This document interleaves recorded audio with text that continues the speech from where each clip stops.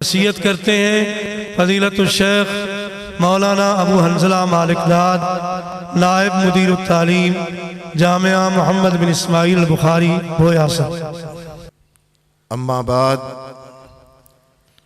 فإن خیر الحدیث کتاب اللہ وخیر الحدی حدی محمد صلی اللہ علیہ وسلم وشر الامور محدثاتها وكل محدثة بدعة وكل بدعة ضلالة وكل ضلالة في النار۔ قال النبي صلى الله عليه وسلم إذا مات الإنسان انقطع عنه عمله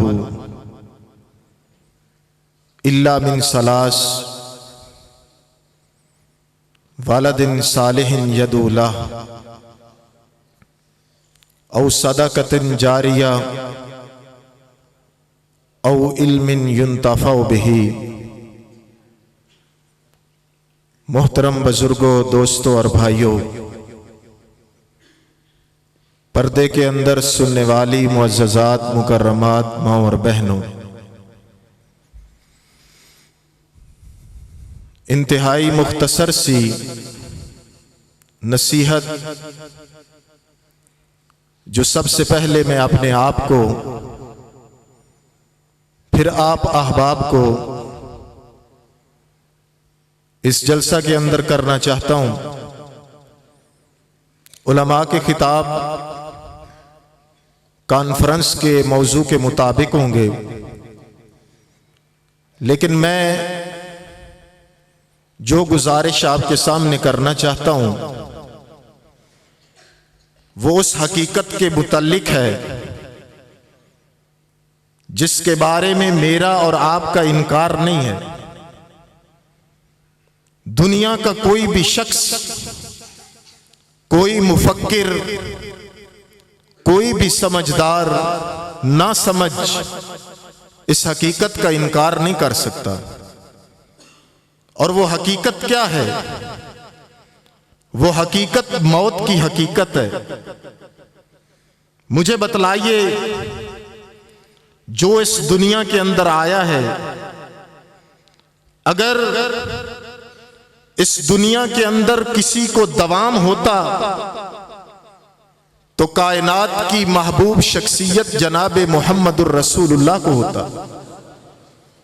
اور اگر آپ کو بھی دوام نہیں ہے تو یاد رکھیے، ہم میں سے کوئی بھی ایسا شخص نہیں ہے جو ہمیشہ ہمیشہ کے لیے یہاں پر آیا۔ مرنا برحق ہے، جانا برحق ہے، لیکن پھر ہماری یہ سستی، ہماری یہ کاہلی کیوں ہے؟ اور یاد رکھیے، موت کی مصیبت یہ نہیں ہے۔ آج دنیا سمجھتی ہے کہ مصیبت الموت یہ ہے کہ انسان اپنوں سے جدا ہو جاتا ہے۔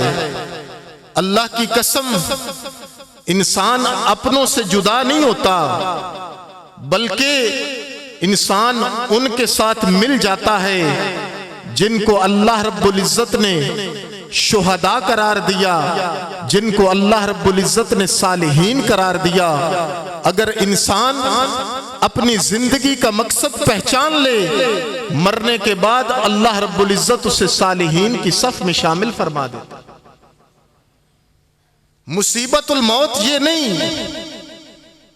کہ انسان اس دنیا کے اندر اپنوں کو چھوڑ کر قبر کے ویرانے کے اندر چلا جاتا ہے۔ اللہ کی قسم، مصیبت الموت یہ ہے کہ انسان اپنے ساتھ نیک اعمال کا سلسلہ نہیں لے کر جاتا، اعمال کا سلسلہ منقطع ہو جاتا ہے۔ یہ موت کی مصیبت ہے۔ اسی لیے نبی علیہ الصلوۃ والسلام نے فرمایا، سب سے بڑی مصیبت یہ ہے کہ جب انسان فوت ہوتا ہے تو انسان کے نیک اعمال کا سلسلہ رک جاتا ہے۔ اور آج میں اور آپ پہلے نمبر پر تو اپنی نیکیوں میں اضافہ نہیں کرتے، ہمارا اضافہ کس بات میں ہے؟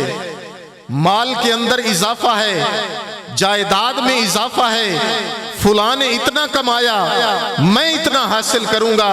اللہ کی قسم ہم نے کبھی یہ نہیں سوچا آج کے دن کے اندر میرے نامہ اعمال کے اندر نیکیاں کتنی آئیں، آج میں نے کیا کمایا، آج میں نے کیا حاصل کیا۔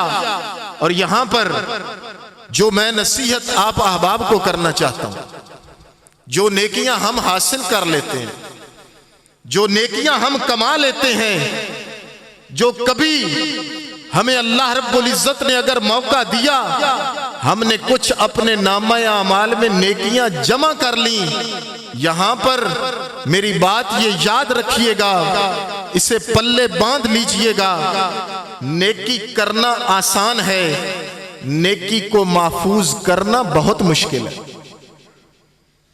ہم نیکیاں تو کرتے ہیں، کبھی اللہ نے توفیق دی تو کر لی، نماز پڑھی، روزہ رکھا، لاکھوں روپے کر کے حج کی، لیکن کبھی سوچا یہ نیکی میرے نامہ اعمال میں محفوظ ہے بھی یا کہ نہیں؟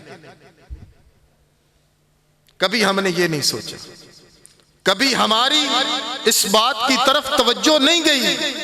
آئیے یہاں پر میں وہ چیز جو ہماری نامہ اعمال سے نیکیوں کو ختم کر دیتی ہے ایک بات ذکر کرنے لگا، صرف ایک بات ذکر کرنے لگا ہوں۔ اور معاشرے کا المیہ دیکھیے، ہم میں سے کوئی بھی ایسا انسان نہیں ہے جو ان برائیوں سے جو ہمارے نامہ اعمال سے ہماری نیکیوں کو ختم کر دیتی ہیں کوئی بھی مبرہ نہیں۔ نبی علیہ الصلوۃ والسلام کی مجلس ہے، آپ صلی اللہ علیہ وسلم نے صحابہ سے پوچھا، اے میرے صحابہ بتلاؤ من المفلس، وہ بندہ جو تمہاری نگاہوں میں مفلس ہے وہ کون ہے؟ مفلس کسے کہتے ہیں آپ؟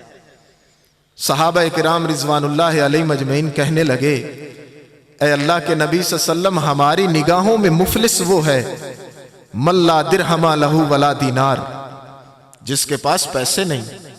آج ہم بھی کہتے ہیں فقیر وہ ہے، غریب وہ ہے جس کے پاس پیسے نہیں، جس کے پاس کھانے کے لیے کچھ نہیں، وہ فقیر ہے۔ آپ علیہ الصلوۃ والسلام نے فرمایا میرے صحابہ نہیں، مفلس آدمی کون ہوگا؟ اور یہاں پر میں یہ کہوں، یہ حدیث کسی غیر مسلم کے لیے نہیں ہے، یہ حدیث کسی کافر کے لیے نہیں ہے، اللہ کی قسم یہ حدیث صف اول کے نمازیوں کے لیے، یہ ان کے لیے ہے جو روزے کا اہتمام کرتے ہیں، یہ ان کے لیے ہے جو حج کرتے ہیں۔ نبی علیہ الصلوۃ والسلام نے فرمایا میرے صحابہ تمہاری نگاہوں میں یہ مفلس ہے لیکن میری نگاہوں میں یہ مفلس نہیں۔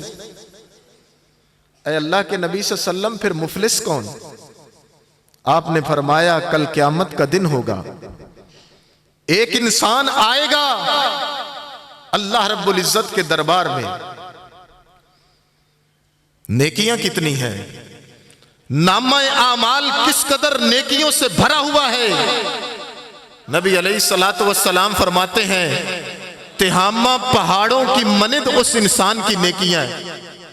پسروری صاحب تشریف لا چکے، میں اپنی اس حدیث کو بات کو ختم کر کے مکمل کر کے میں مائک ان کے حوالے کروں گا، توجہ میری طرف رکھیے۔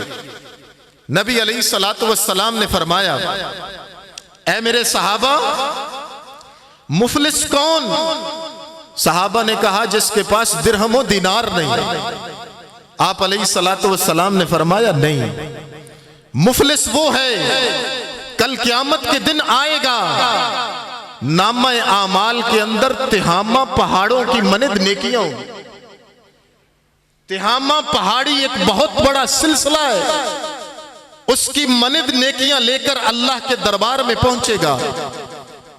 سوال ہوگا